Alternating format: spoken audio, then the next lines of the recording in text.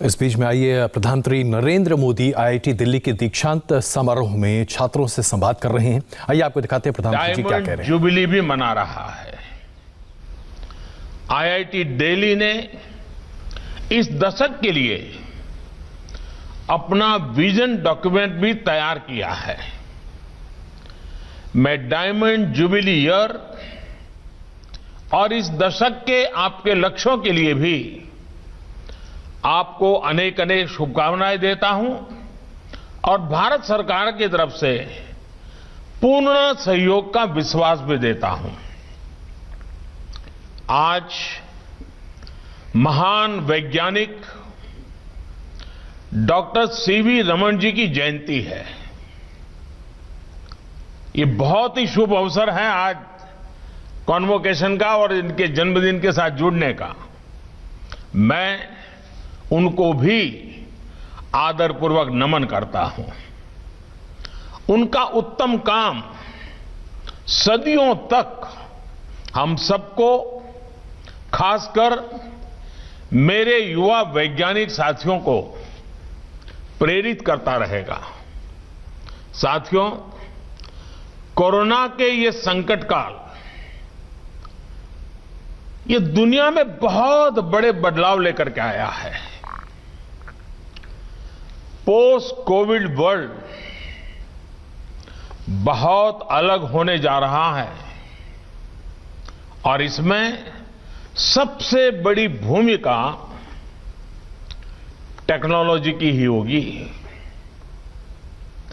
साल भर पहले तक किसी ने नहीं सोचा था कि मीटिंग्स हो या एग्जाम्स, वाइवा हो या फिर कॉन्वोकेशंस, सबका स्वरूप पूरी तरह बदल चुका है। वर्चुअल रियलिटी और ऑगमेंटेड रियलिटी ही वर्किंग रियलिटी की जगह लेती चली जा रही है, बनती जा रही है। You may be feeling your batch is not very lucky. I'm sure you are asking yourself, did all this have to happen in our graduating year only? But think of it differently. You have a first mover advantage. You have more time to learn and adapt to the new norms emerging in the workplace and beyond. So, make most use of this and think of the brighter side too. You are also a lucky batch. You were able to enjoy rendezvous in your final year on campus. See how different things were last October and this October.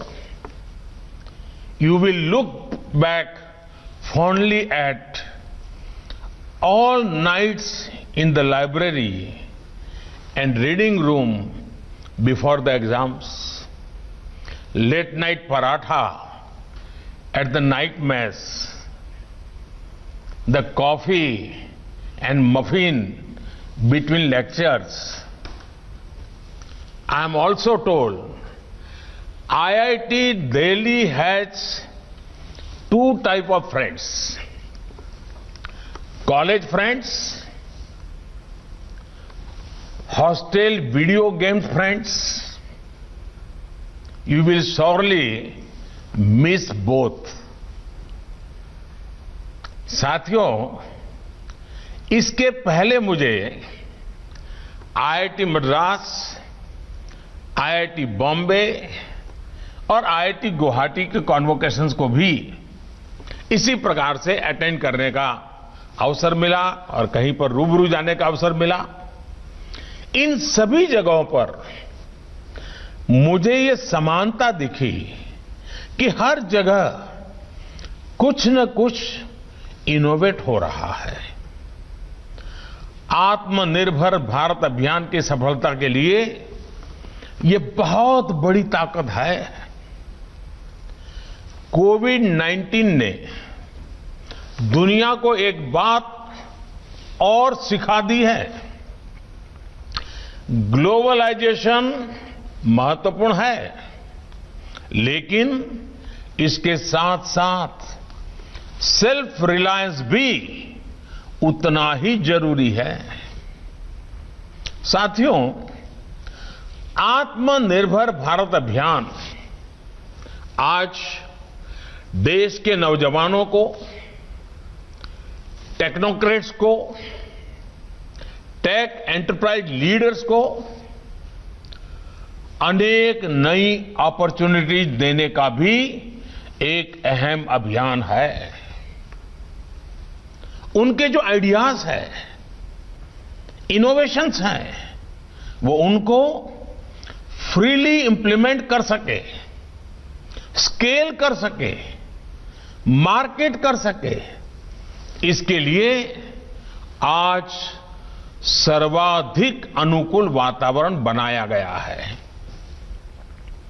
आज भारत अपने युवाओं को ease of doing business देने के लिए पूरी तरह प्रतिबद्ध है, ताकि ये युवा अपने इनोवेशन से करोड़ों देशवासियों के जीवन में परिवर्तन ला सके।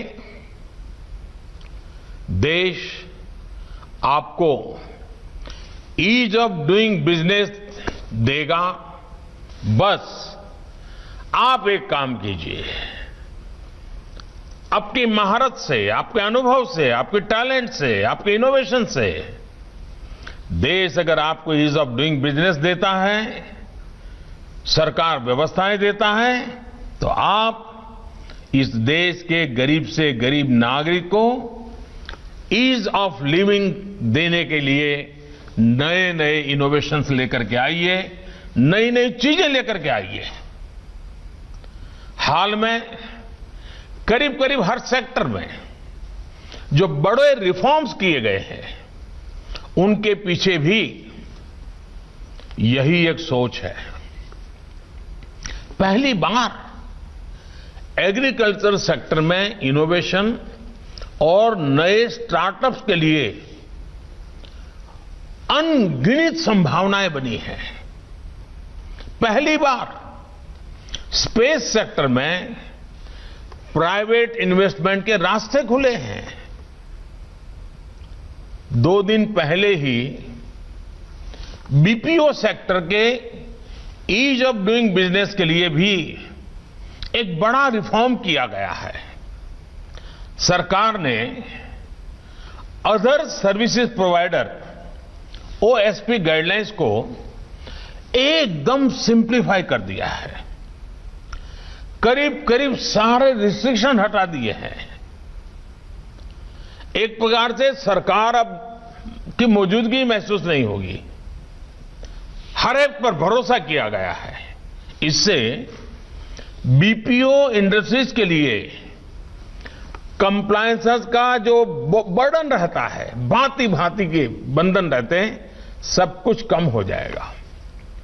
इसके अलावा बैंक गारंटी सहित दूसरी अनेक जरूरतों से भी बीपीओ इंडस्ट्री को मुक्त किया गया है।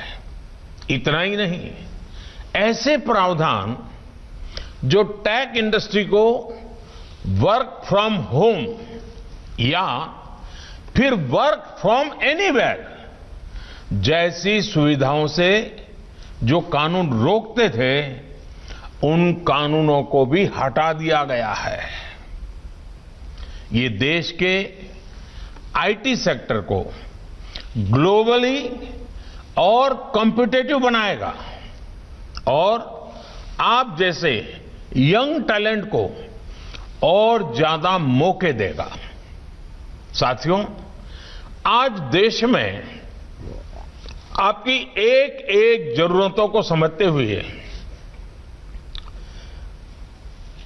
भविष्य की आवश्यकताओं को समझते हुए एक के बाद एक निर्णय लिए जा रहे हैं, पुराने नियम बदले जा रहे हैं।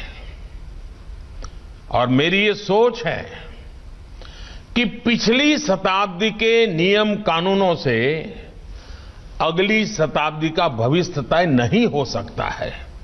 नई शताब्दी, नए संकल्प, नई शताब्दी, नए रीति रिवाज, नई शताब्दी, नए कानून। आज भारत उन देशों में है जहां कॉरपोरेट टैक्स सबसे कम है। आप देख रहे थे प्रधानमंत्री नरेंद्र मोदी का संबोधन, जो कि आईआईटी दिल्ली के छात्रों को उनके दीक्षांत समारोह पर वो संबोधित कर रहे हैं। तमाम बातों को सामने रखना, सबसे बड़ी बात यह है कि स्वरोजगार पर काफी जोर दे रहे हैं, इनोवेशन पर जोर दे रहे हैं। एक छोटा सा ब्रेक लेते हैं, बन रही है हमारे साथ, तुरंत वापस आ रहे हैं।